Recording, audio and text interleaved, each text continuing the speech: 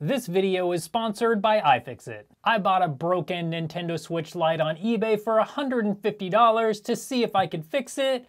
Let's do this. Let's get it out of the box and see if it was packed well. You never know about eBay sellers. Sometimes they pack them well and sometimes they definitely do not. This one, it's actually packed pretty decently. Not too bad. Okay, and here we go. We definitely have a broken analog stick over here. Let's get a look at the rest of it and see how it looks. Really not too bad. Now I'm going to try turning it on, then we'll plug in a charger and see if it charges, and then we'll go from there. I did notice while I was taking a look at this Switch Lite, the charge port is definitely messed up. So that could be a problem because I don't think these charge ports are available to buy from anywhere. So I'll have to take a look at that once we get the motherboard out and see if that's something we can even fix. I don't think it will, but let's just see if it turns on. And that's what I figured. It probably hasn't been charged in forever since the charge port is broken and the battery is probably totally dead. So it's time to get the back off, get the motherboard out, and give it a good inspection.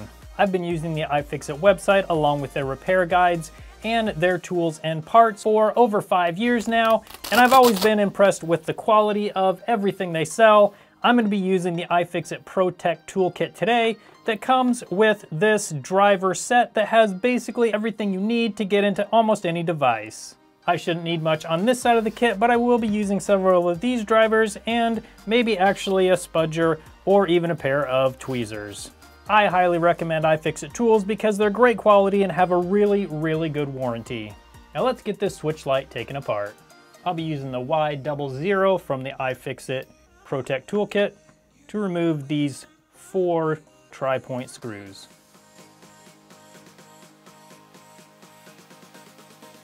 And the Phillips 00 for the other 3 screws holding the case on.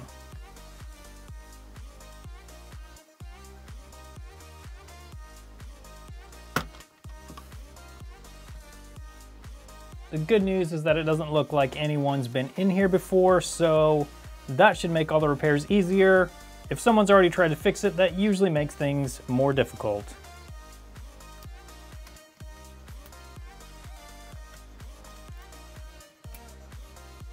Thermal paste actually looks good. It's nice and wet still, so definitely no problems there. Now let's take a closer look at this charge port. And you can definitely see the bent pins in there. I don't see any other problems with it, so it's just going to be a matter of figuring out how to replace this. I'm probably going to try and retrofit a USB-C port for a Nintendo Switch and see if we can make that work. Now, along with that, the other thing we need to do is replace the analog stick on the left side, which is on my right. So we'll do that after we try and get this port fixed. Maybe somebody has been in here. This is not how that should look. I think maybe somebody might have been in here to try and fix this because this is totally just popped out of its little socket right there. Or maybe somebody was just very aggressive when they were playing. I'm going to try and do the hardest thing first. I'm going to try and fix this USB-C port, and then if that works, then we'll come over and fix this analog stick over on this side.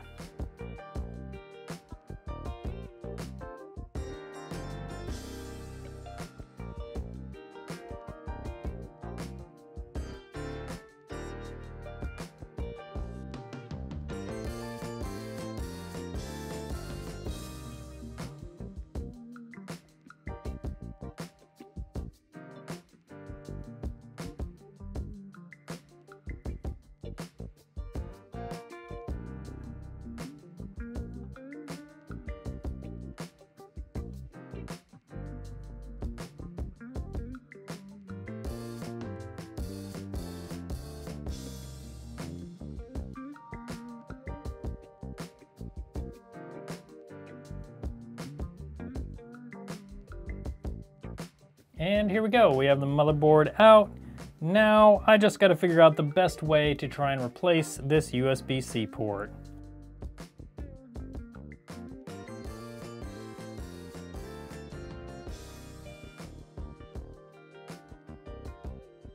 If you were paying close attention, you noticed I took off this component right here. This is the battery connector. And the reason I took that off is because when I go to put this new port on, this is very close to where I'm gonna have to be heating to heat up this solder over here. So if I didn't take this off, I would have had to try to protect it from all the heat. And sometimes that can be very difficult to do when it's this close to the work you're trying to heat. So I just took it off for now, and we'll put that back on after we get the rest of the port replaced. Now let's take a look at the differences between the Switch Lite and the Nintendo Switch port. It looks like the port for the Switch is quite a bit longer. Actually seems to be the main problem here. And this distance from here back looks about the same, but it also looks like maybe it sits in there differently. I'm not totally sure yet. I might be able to just cut this extra off, or it also might just stick out the bottom of the Switch Lite a little bit. I'm not sure which is gonna look better. Let's match it up on the motherboard and make sure it'll fit. So it actually looks like it'll fit just fine. And the holes and everything look like they'll match up fine as far as I can tell from here. So it's mainly just gonna be a matter of how much this is gonna stick out and if it's gonna look too funny. I'm gonna get this board all prepped, and then we'll put this in, and if we have to cut that back a little bit, we can do that once it's installed.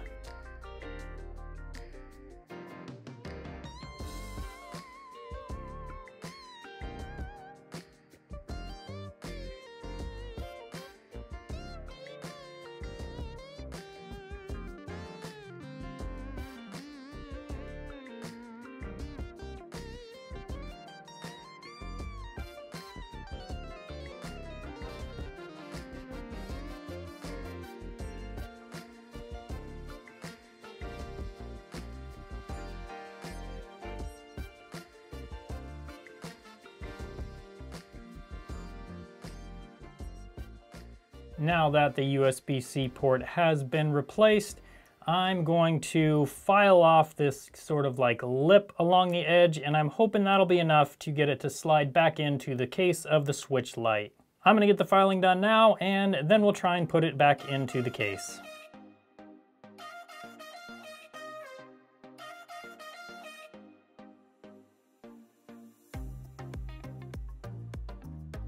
Unfortunately, manufacturers don't provide parts like this, so there's just no good way to get these parts currently. At some point, they'll probably start making them in China, but for now, this is really the only option I had. So let's check the fit and see if we can get it to go through the case.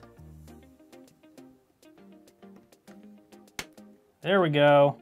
I didn't really have to modify the case. I did sand out just a little bit this lip just to make it a little bit easier for the port to slide through, but I think we've got it down pretty good. Now, before we move on to the analog stick, I'm gonna get the battery connector soldered back on, so all the soldering will be done and we'll just be ready to move on to the joystick. I always get questions about what this liquid is I put on. It's called solder flux, and it helps the solder flow and also helps to get the joint clean before you do the soldering.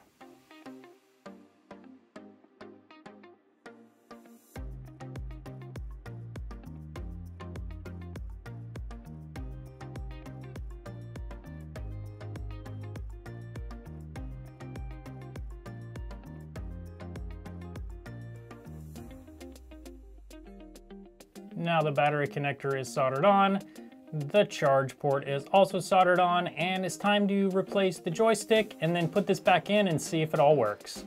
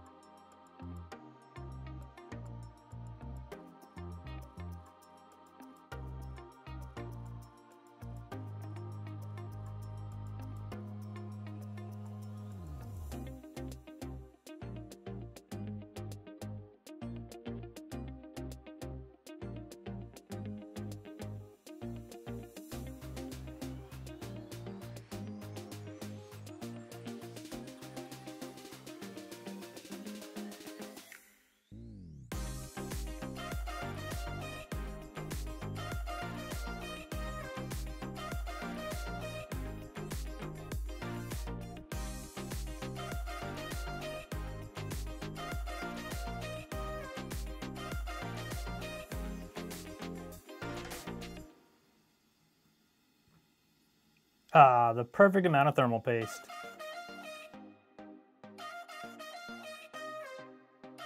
Now the true test, is the USB port gonna fit through here?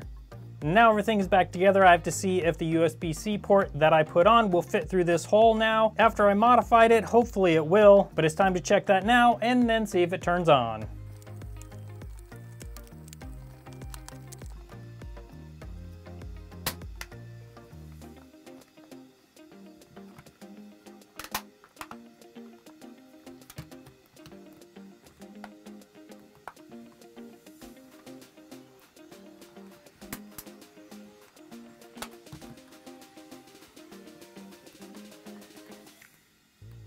Okay, that looks good so far.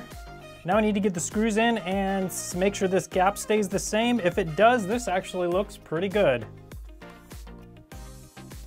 And what do you think? I think it actually looks pretty good. You can basically not even tell that the charge port has been replaced or modified at all, but it doesn't really matter what it looks like if it doesn't work. So let's plug it in and see if it works.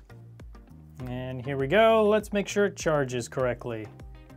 We're at 0.22. Oh yeah, charging symbol. This is great news. That means that the battery is slow charging. Now I just gotta make sure that it will fast charge. Usually it'll take quite a bit for the battery to charge up enough to go to fast charging. So I'll skip ahead a little bit and let you know if it ever goes to fast charging. So it's been charging for about 20 minutes. Let's see if it turns on, and it does. It is still charging as the battery's low, but it still does turn on. Let's see if the stick works. Yes, this analog stick works great. So does this one. Parental controls are on, but that's easy enough to fix. So I got a great deal on this yellow Nintendo Switch Lite. I bought it for $150. Currently, they're selling for about $250 on eBay. I would sell it locally, so I wouldn't have to pay for eBay fees and shipping. If you like this video, you'll probably like the video where I bought the first broken Nintendo Switch Lite that I saw on eBay. I'll put that up on your screen now so you can go over there and see if I could fix it. Don't forget to go to ifixit.com/TronicsFix and enter TronicsFix10 at checkout for $10 off your purchase of $50 or more. Thank you again to iFixit for sponsoring this video. Thank you for watching, and I hope you have a good one.